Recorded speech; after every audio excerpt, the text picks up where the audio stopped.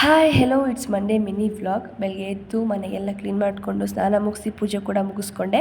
ಅದಾದಮೇಲೆ ನಾನು ಇದ್ದ ಚಿಕ್ಕ ಪುಟ್ಟ ಕೆಲಸ ಎಲ್ಲನೂ ಮುಗಿಸ್ಕೊಂಡು ಹಾಲನ್ನ ಕಾಯಿಸಿ ಚೆನ್ನಾಗಿ ಕೆನೆ ಬರೋ ಥರ ಕಾಯಿಸಿ ಇವಾಗ ಮೊಸರಿಗೆ ಎಪ್ಪಾಗ್ತಿದ್ದ ಇದ್ದೀನಿ. ಅದಕ್ಕೆ ಚೆನ್ನಾಗಿ ಕಾಯಿಸ್ಕೊಂಡು ರಾತ್ರಿ ಅಕ್ಕಿ ಎಲ್ಲನೂ ಎತ್ತಿಟ್ಟಿದ್ದೆ, ನನ್ನ ಮಗಳು ಆಟ ಆಡ್ತಾಳಲ್ಲ ಅಂತ ಹೇಳಿಬಿಟ್ಟು ಮತ್ತೆ ಅದನ್ನು ಹಾರಾಕ್ತಾ ಇದ್ದೀನಿ ಮನೆ ಒಳಗಡೆ. ಹಾಗೆ ಸ್ವಲ್ಪ ಬಟ್ಟೆಗಳಿದ್ವು, 2 ಡೇಸಿಂದ ಮಡಿಸಿರಲಿಲ್ಲ, ಹಂಗೆ ಒಣಗಾಕಿದ್ದೆ. ಅದನ್ನೆಲ್ಲ ಮಡಿಸ್ಕೊಂಡು ಸಂಜೆ ಹೊರಗಡೆ ಹೋಗಿದ್ವಿ ಸ್ವಲ್ಪ ಹೊತ್ತು.